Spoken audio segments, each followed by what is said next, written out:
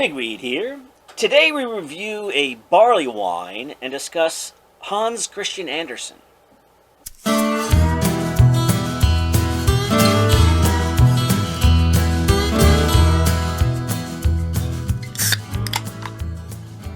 Hello and welcome to Beer and Conversation with Pigweed and Crow Hill.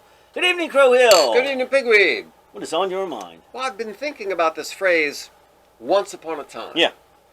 And just the idea that phrase Right? puts your mind in a I see where you're going. in a certain frame of reference. Yes. You know, like Isn't that funny? Just those few words. just those few words, all of a sudden you say, okay, now I'm going to hear a story. It's not necessarily going to be a true story. It's going to be there might be a moral to it. Yeah. But it kind of changes the whole perspective about what you're about to hear. Yeah. Somebody says, once upon a time, you know that you have certain different expectations about what's going to come Yes, next. it's become a convention Yeah. in storytelling.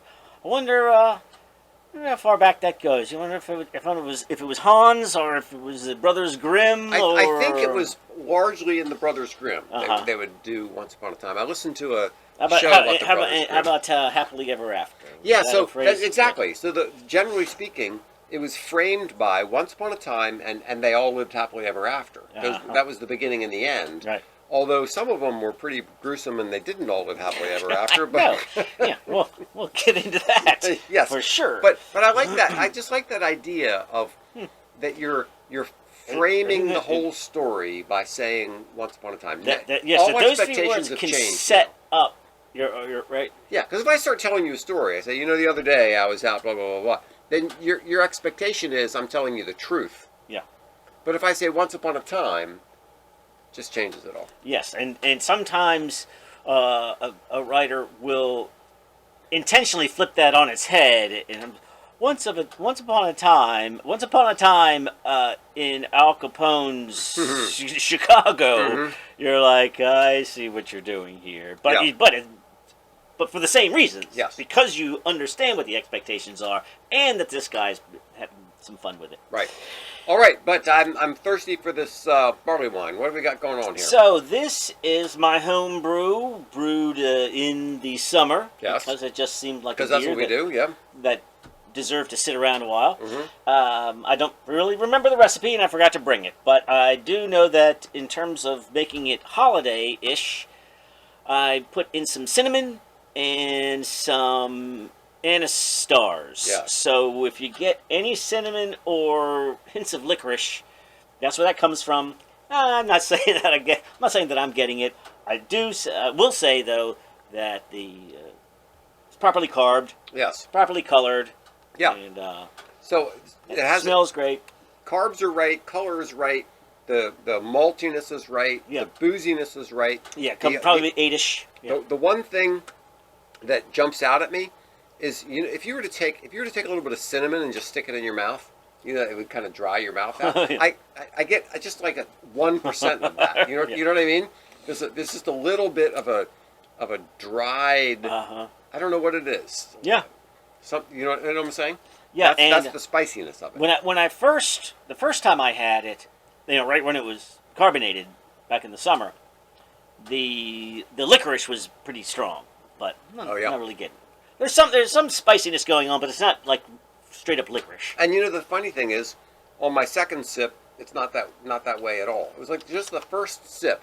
It was almost like there was some cinnamon on the top of the head or something that got in my mouth and gave me this dry feeling. But I get this I'm not thing getting must it now. have really fermented all the way out because it is kind of dry and boozy. Yeah. Actually, nothing wrong with I like it more every time I sip it. It's my first sip. It was like I felt like it was drying out the inside of my mouth. But after that, every sip has been better. Very nice. Yeah, very good. All right, so Hans Christian Andersen. Did you ever see the movie? I'm Hans Christian Andersen. Andersen, that's me. No. No? Okay. There's this kid's movie, Hans Christian Andersen. He does the You're Not Just an Ugly Duckling. That's one of his. Yeah. It's just fun story. So Anyway. we're talking 1805 to 1875, Danish. Now, Andersen, Yeah. like Andersen with an E is Danish, and Anderson is Swedish or something like that. Right? Isn't there some sort of dizzy between the E's and the N's? It's like the mix and the max or something? Yes, mix and the max. So he wrote very prolific poems, novels, dramas. Nobody cares. His fairy tales, 1835 to 1872, have lasted forever. Yeah. And I'm not sure if you know more, Hans, than you know. Than you think you know. That's right, yeah. And so we've got Thumbelina. Princess and the Pea. Got Emperor's New Clothes. That's a Disney movie, yeah. That's another Disney movie, Little Mermaid. Right. Ugly Duckling. Yeah, the Snow Queen. Right. Yeah. The Nightingale. And the Steadfast Tin Soldier, which doesn't seem to fit with the rest of them because while it's famous, it's not as famous as the rest of them. No. You're right about that. But in this world of trans madness, The Emperor's New Clothes is the greatest story ever written. Yes. Somebody needs to sometimes I just look around and I go, "Am I naked? Right. Is anybody listening? Is anybody paying attention to reality? How about that?" Yeah. But the Emperor's New Clothes is the most genius of all of the stories. Yeah, it is. We had a new woman start to work with us, and we have two gals and two Lauras in the same.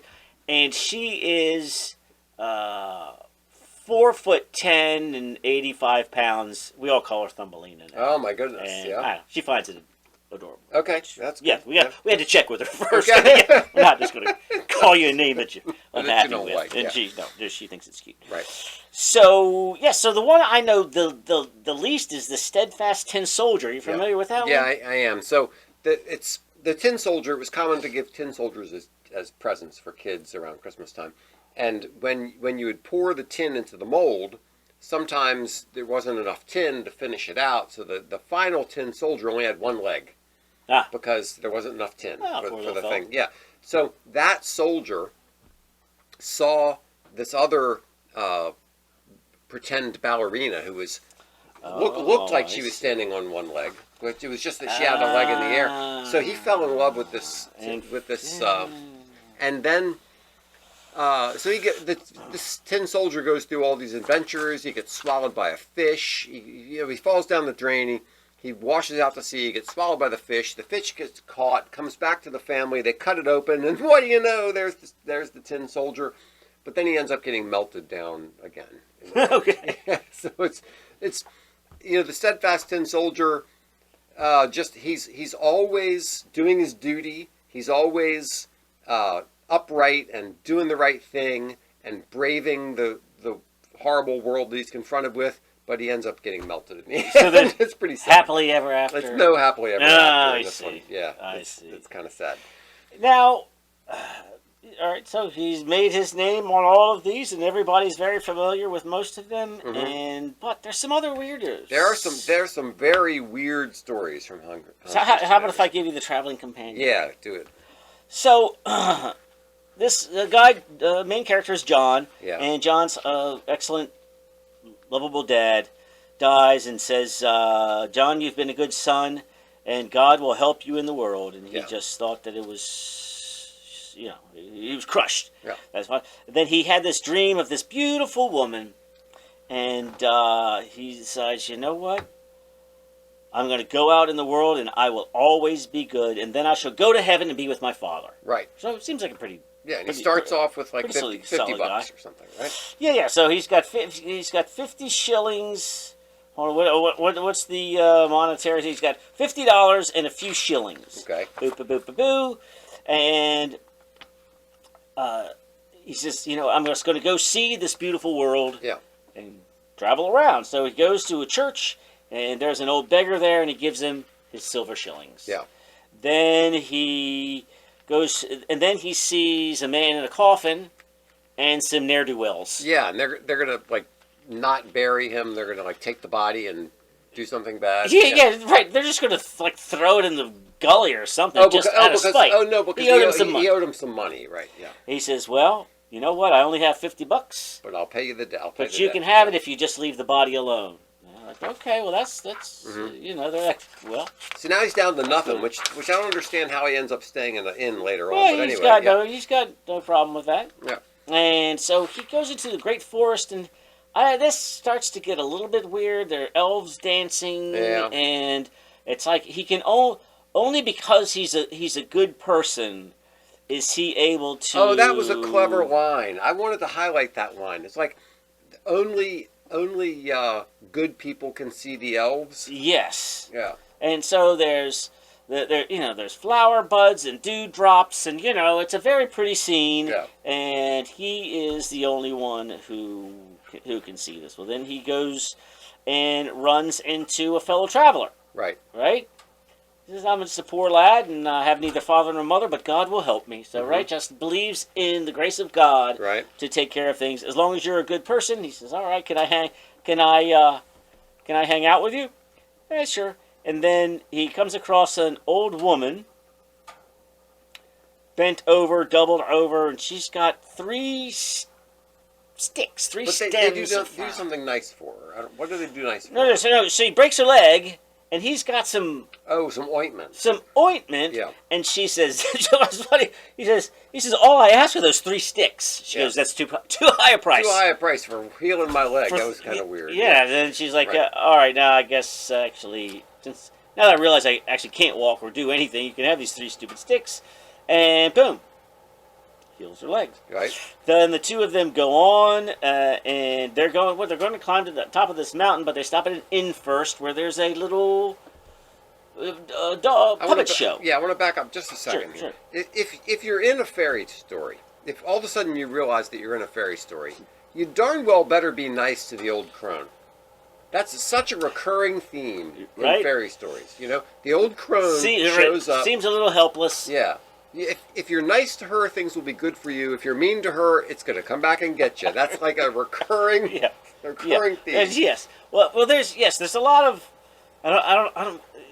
What is karma? Is that a Hindu term? Yeah. But there must have been why do we have our own word? Exactly. We should have a word for that because obviously we've been talking about this long before anybody was influenced by. Yes, I mean it's the same thing. It's the same thing as the thorn and the lion's foot. Androcles and the lion. There's so many stories about that where you do a good turn and it comes back to get you later. But there's no biblical word that means karma. Why do we have to use the word karma? That's a good question. All right. Okay. Yeah. So he's watching this puppet show. Yeah. And he's sitting next to the butcher and his mean bulldog. Right. Yeah. And then the bulldog springs forward and attacks one of the dolls. Okay. Like you would expect. Yeah. And the traveling companion has some ointment. And heals the doll. The doll. And it doesn't just fix the leg. The doll now doesn't need strings anymore. Yes, doesn't need strings anymore. And he's like, "Hey, you got any more of that ointment? Could you help out a few more of these dolls of mine?" And he's like, "I could, but I will need the sword that you're carrying." All right, so that's kind of a weird bargain. Yeah, but. As Chekhov said, if the gun appears in the first act, it's going to be used in the third, right? So when a man gets a sword unexpectedly, don't think that sword is not going to show up. Show up somewhere.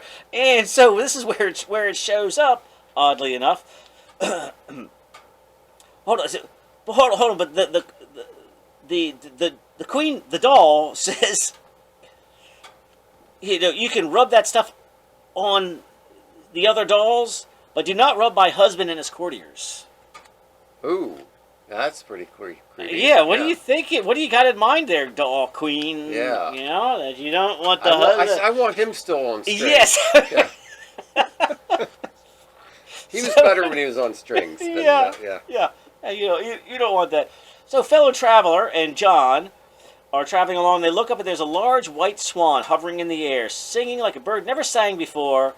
But the bird became weaker and weaker, and then it fell to the ground, lay dead. The traveler said, "That's a beautiful bird. These wings look nice." And he takes the sword and chops them off. And this is so funny because he doesn't use the ointment to heal the bird, but he chops off the wings. It's so random and strange. The whole thing is so right. So now he's walking off. He's got a sword and a set of bird wings and his ointment. and moves along to some other to find the kingdom, and then there's a king, right? And then the mysterious beautiful woman shows up. Shortly, he sees a woman, and he's like, "Oh my god! Oh my gosh, that's the most. That's the thing. woman from my dreams." Right. Yes. So they said. So when they go stay at the inn, the landlord says, different inn. The landlord says, the king was a very good man who never injured anyone, but his daughter, heaven defend us. So she's the wicked princess. No, I've got to interject one thing right here that I think is odd. You know, in all these stories. There's so much oddness. All these stories you hear about somebody seeing this woman and go, oh, they're so bowled over about this woman's beauty, right? Where nowadays you can pull out your phone and view 1,000 spectacularly gorgeous women, you know, anytime you want. Right. Where like, that's a good point because so if you're in some small town, yeah. What?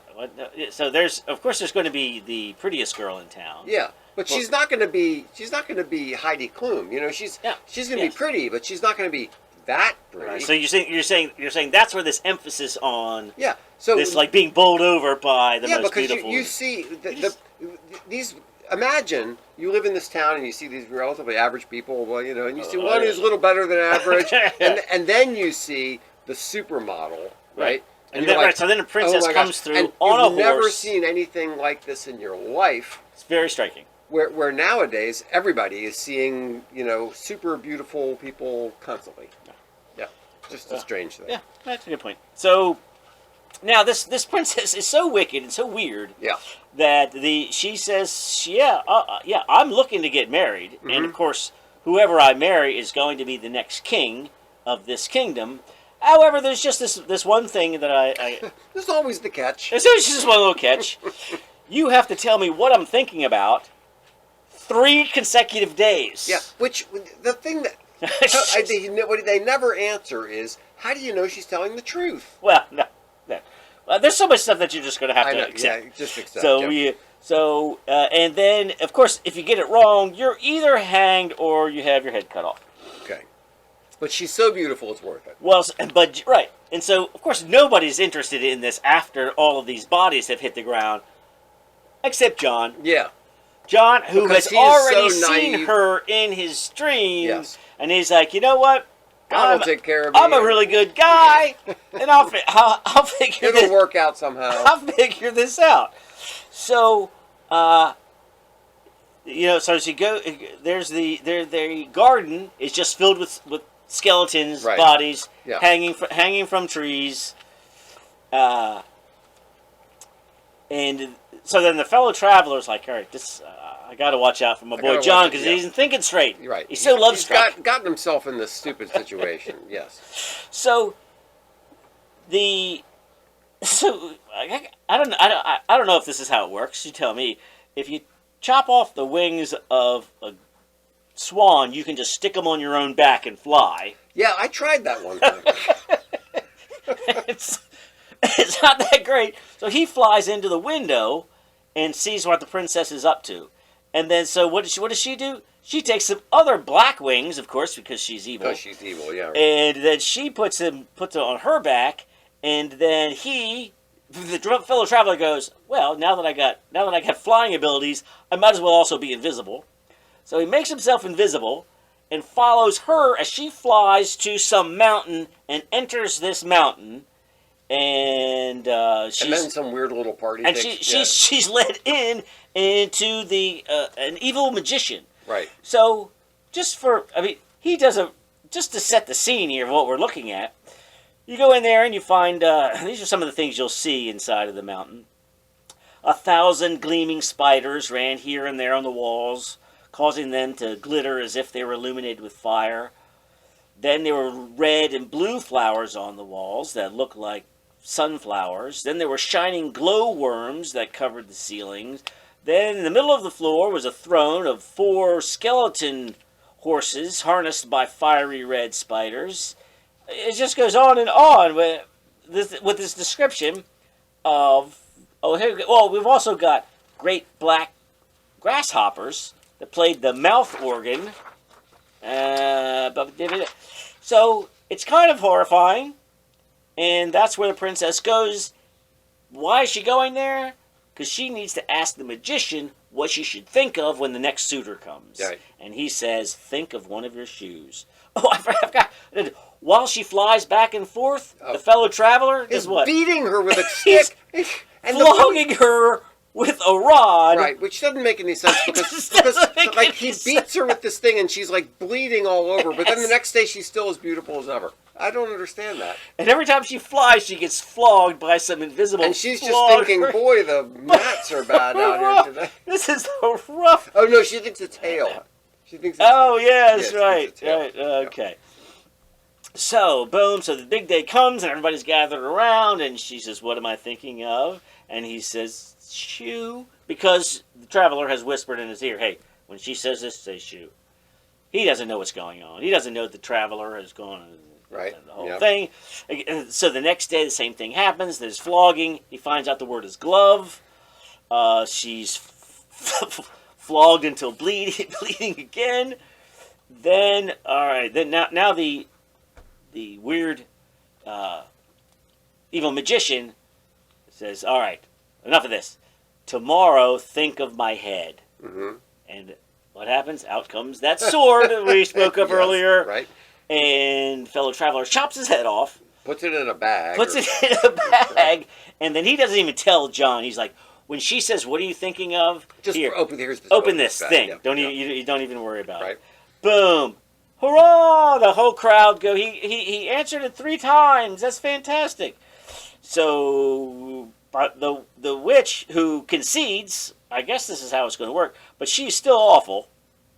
And so this is weird. So she's still under the spell. So she's not inherently awful, right? She's awful because of the evil mountain magician. Right. And so John, he's already thought of that. So he takes 3 feathers of the swan's wings and a little bit of blood with a few drops in it. Then he says, dip her in this tub potion. Yeah, that's so weird. Like, why is that the cure? I don't know. Yeah. Then this will destroy the power of the magician, and she would love him very much. And so it actually happens that after the 3 dips, she rose the second time with the swan had become white with a black ring around its neck, dumped her again. She changed into the most beautiful princess. Then the traveler's like, my work here is done. Mm-hmm. I'm out. Mm-hmm. It's like, dude, all of this has happened because of you. You can't leave me now. He says, no, now my time is up. I have only paid my debt to you. Do you remember the dead man whom the bad people wished to throw out of his coffin? You who gave him so that he gave him the money so that he might rest.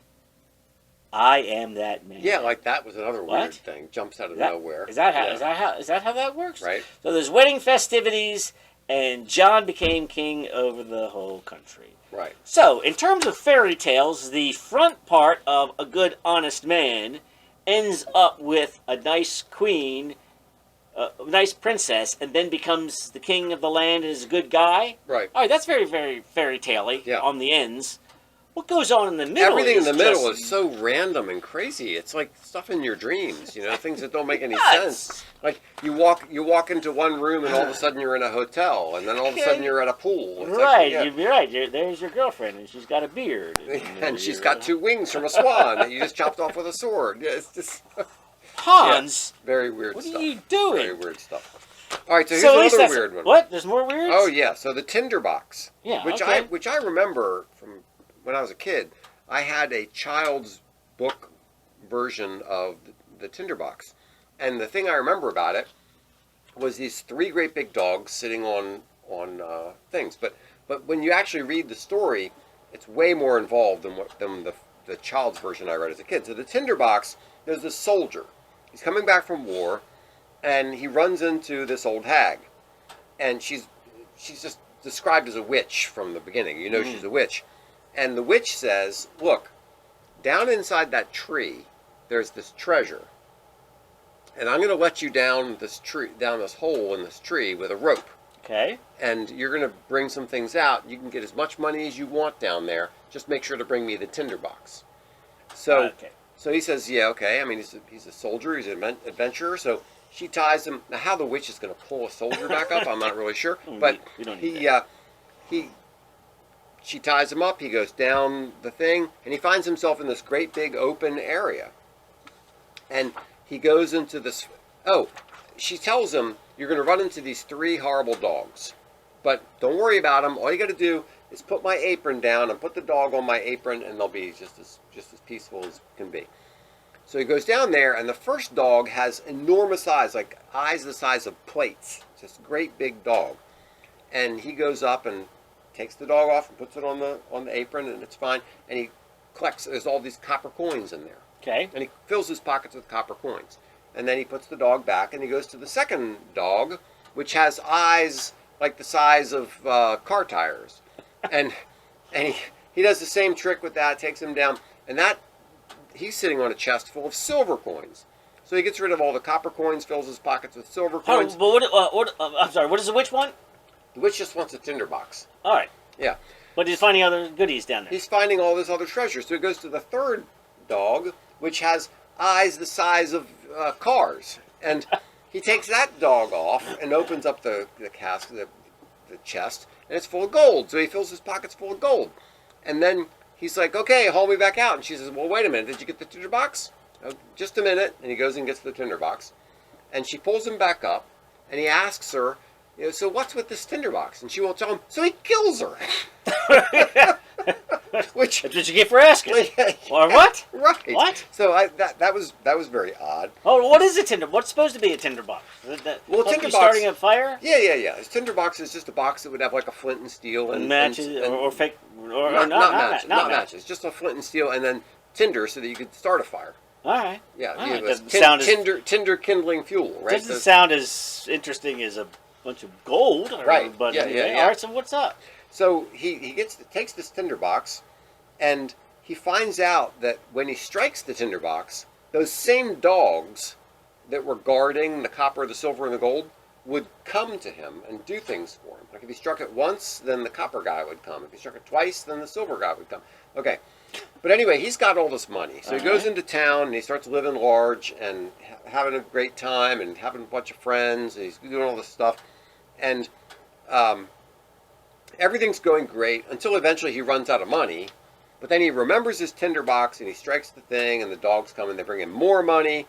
And then, once again, there's a princess and a king. And there's this princess kept in the tower by her overprotective parents. And he uses the dog to bring the princess to him at night. So what he does is he strikes the thing, and he brings the dog, and the dog comes, what do you want, oh master, or whatever. Right. And he says, go get the princess and bring her to me. So he goes and gets the princess comes back to him, who knows what's going on there, and then the princess goes back, and the parents are starting to get suspicious. Like, we think the princess is getting out at night, and we're not sure what's going on. So they do some trick, like they attach a bag to her clothes with a hole in it, so it like leaves trails of trails of barley or whatever. So the dog comes and fetches her, but leaves this trail, and they come back and they find the soldier. Now they throw him in jail, and he's in trouble, and he's about to get killed. And on the day of his execution, he says, can I have my Tinder Box, just by the way? And they give him his Tinder Box back, and he strikes it and brings up the dogs, and everything that dogs save him, and he becomes the king, and that's the end. It's a very strange story. Yeah. Again, like you sort of have the elements of the beginnings and the ends. Of yes. What's going on there? But this guy, there's a few things that are particularly strange about this one. This guy shows no particular virtue anywhere in the story. Right. Okay? At least John was a good guy. Yes, John was a good guy. He was kind. He was merciful. The soldier, generous, gave up his last dollar for the home. Yeah. The soldier just kills the witch because she didn't answer his question. So he shows no virtue at all. But the basic element of this magical thing allows me to, win the princess and live happily ever after, and that's you get the same gosh! thing. All right. So he did some popular stuff. He did some weird stuff for sure. Yeah. But here we are in the Christmas season. It's Christmas for heaven's sakes. So he's got a couple of Christmas themed ones. So Yeah. let's go to those and finally get that weirdness off our back, and and we're gonna redeem old Hans here. And this is a classic here. We all know the Little Match Girl, we can probably get through this one pretty quickly. It's a pretty quick story, yeah. So this poor girl she's very poor. It's freezing cold winter. Yeah. And her whole family's poor. And in order to get by, she's got to go out in the freezing cold and sell matches to get a little bit of money so that they can buy some soup or something, right? So she goes out bareheaded, barefooted, barefooted. And you know how I can't even go out in the fall barefooted. Right? So it's New Year's. Is it? It's I don't know what the day is, but it's anyway. It's freezing cold. Super cold. Now remember that not only is it cold by our standards, these stories were written around the time of the Little Ice Age, right? So it was probably even colder than it is today. Right. So she's blue with cold. Now this one thing really jumped out at me, where she's colder but she dared not go home, for she had sold no matches and could not bring a penny of money. Her father would certainly beat her. Right.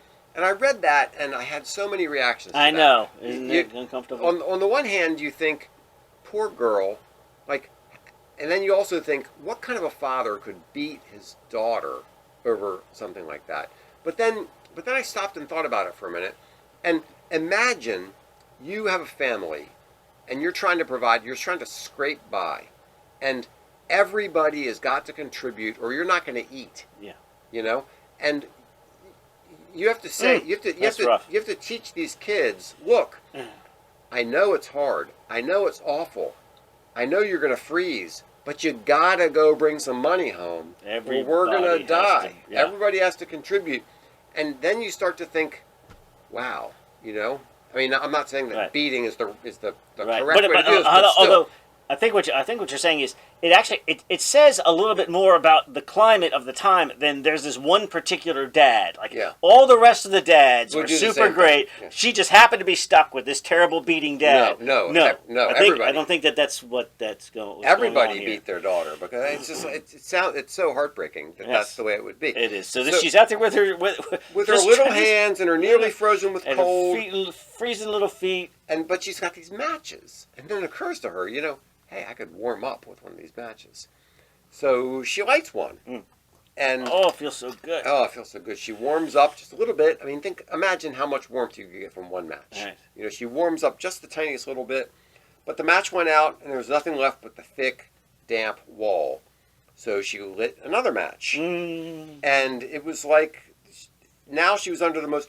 every time she would light a match, she would have this vision of... Something pleasant. Something beautiful.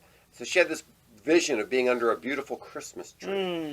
And then, apparently, she saw the Christmas tree rose higher and higher. She saw them as stars in heaven, and one of them fell, forming a long trail of fire. Now someone is dying, murmured the child softly, for her grandmother, the only person who had loved her, and who is now dead, had told her that whenever a star falls, a soul mounts up to God. So... her grandmother appears to her and she says, "Oh, grandmother, take me with you. I know we'll go away when the match burns out. You too will vanish like the warm stove, the splendid New Year's feast, the beautiful Christmas tree." And so she has this vision of her grandmother being with her and taking her off to heaven with her. But what really happens is they find her. So they hold on.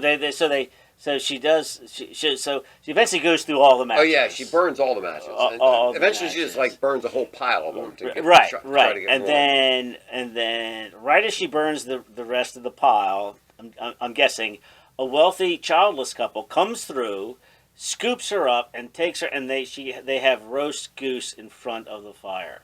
No. What happens? No, they find her frozen solid dead the next day. And then she goes to heaven and comes back as an angel to help other unfortunate children.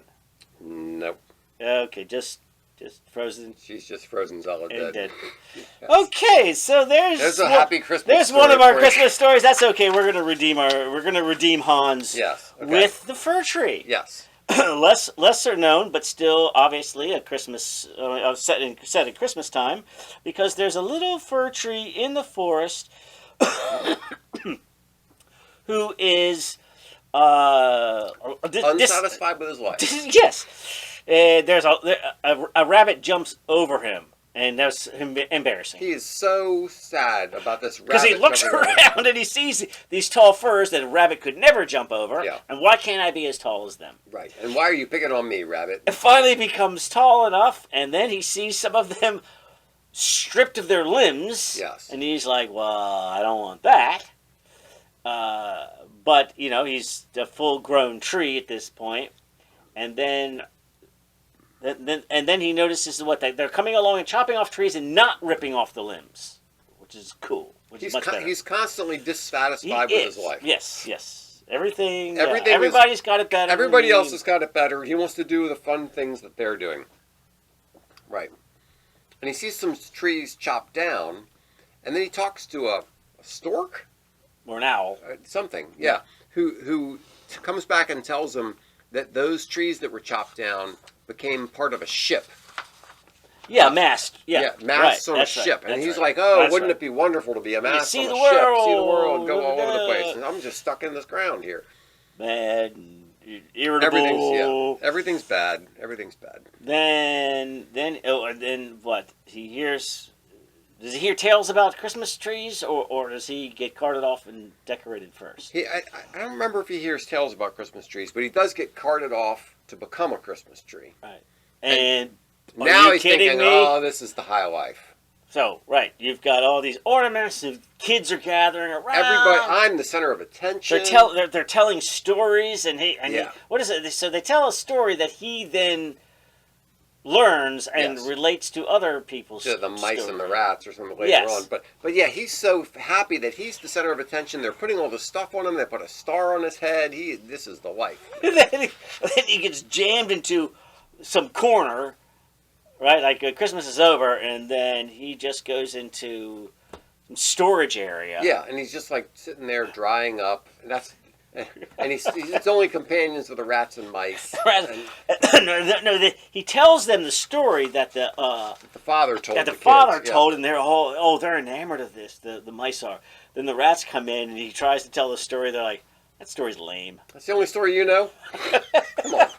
Don't you have a story about cheese? Because he thought, I got a thing here anyway. So then he lays there, and then... and now he's starting to realize that this isn't really as nice as what it was like in the forest. And then finally gets dragged out in the springtime. Yeah. Oh, this is They're going to plant me again. Story of Humpty Dumpty. That was his story. Yeah. That was his go-to. Yeah. Like, all right, I can captivate audiences with this one. Yeah. And then he gets taken outside, and he's thinking he's going to be planted again. He's like, right, all you got to do is stick me back in the ground. I can live in the backyard. This is going to be awesome. And then they just start chopping him into a bunch of pieces. And he gets put on the fire for... Yeah. And then, however... Hans redeems the story with his final line. Now all was past. The tree's life was past, and the story also. For all stories must come to an end at last. There you go. The tree's been burned up. Yeah, but the lesson of the story is to appreciate the life you have and don't always look for something else. But it's like, come on, it's not very happy. No, it's not as Christmassy and as cheery, and there's no happily ever after. But, so ultimately there is a theme of, hey, enjoy what you got because we're all going to die. Now I got a question for you. Back in the old days, a lot of these stories had all these harsh, nasty elements to them where, children would be boiled by witches and, There were serious consequences to things, and bad stuff would happen. Yeah. And nowadays, we tell everything is Teletubbies, and everything's sweetness and light. And everyone gets a trophy. Everybody gets a trophy. Everything's nice. Everything's lovely. Everybody gets their wish. It's like everything is beautiful. Now, which generation raised the better kids? Yeah, right. So our greatest generation. Do you think they were raised? I don't think they were raised on participation trophies. Yeah. No, that's why we need to move on. So thank you, Hans. Yes. You've taught us a great deal, and in fact, what you've taught us makes me think of our man of the week. Okay. Who's our man of the week? It's Groos von Krampus. Is that how you pronounce that? Groos von Krampus? I think so. Okay. So, Groos von Krampus, this is actually going to play in here nicely, I think. Mm-hmm. Was an Alpine, so it wasn't Europe-wide. Okay. Alpine region, Santa's evil counterpart. Okay. So the good kids get Santa and the bad kids get Groos? Yes, and the more I think about it, the more I love it. Mm-hmm. It's good kids are rewarded and bad kids are punished. Not just a lump of coal. Remember that? That was the thing that you look in your stocking, and if you've been good all year, you get one toy. Yeah. And if you're bad, you get a lump of coal. And now you get a tree full of toys. No matter how you were behaved. In fact, presents are a participation trophy for just being alive. Yes. Apparently. Yeah. Right. So I mean, I'm all about carrot and stick here. We got nothing but carrot going on. We got nothing but carrot. There's no. If you're bad all year, you're still going to get Christmas presents. And here's what's going to happen. You're bad all year. You still get a Christmas present. Yeah. And then you do an Instagram video about you being upset about your presents, and you earn all kinds of ad money from everybody watching your video. Right. From your disappointment. Yes. And not being rewarded enough. Yes. Well, this is actually part of the decline of Western civilization. It is. And I think only on the PNC show will you find hosts like us who can draw a straight line from this kind of lack of consequences. Of consequences. Yeah. To the decline of Western civilization. Well, can I give you another example? Yes. I just went to the. I just moved. Well, I didn't just move, but since I've been in the county, I have not gotten a library card. Okay. So I took my granddaughter to the library, got a library card, and he gave me the stiff rules and regulations, which is the book is due back in 3 weeks, and then he says, he catches himself. He's like, and if well, never mind. There are no fines. And so it's due. What does due mean if there are no fines? I thought, I walked away thinking, I guess a normal person will go, hey, that's pretty cool. There are no fines. Right. I thought, no fines? What's wrong with you? Because what kind of place what kind of joint are you running here? Why don't you just take the book? How are there no fines? Right. I almost withdrew my card saying I will not participate in a place that doesn't have proper fines. This is all part of the same accountability, punishment, excuse making for failure. Yeah. These are all signs of the decline of Western civilization, and here they are emblematic in my local public library. Okay, so now you've taken the moral insight of the PNC show up another notch. Not only are we talking about carrot and stick, but library fines, straight line between library fines and the fall of the West. Yeah. I know. You're not going to get this anywhere else, kids. No, nobody else is going to talk. Nobody else is going to give you this kind of moral reasoning and this sort of straightforward, no-nonsense seriousness. Yes, when you get the end of meritocracy and the end of accountability is the end of the Western civilization. And so I say, bring back Krampus or watch the West fall. That might be about Merry that. Christmas. Maybe we should ask Vivek if he can add that to his TM. You could. Merry Christmas, everyone. Thanks so much for listening to Beer and Conversation with Pigweed and Crowhill. Remember to visit us at pigweedandcrowhill.com or send us an email at pigweedshow@gmail.com.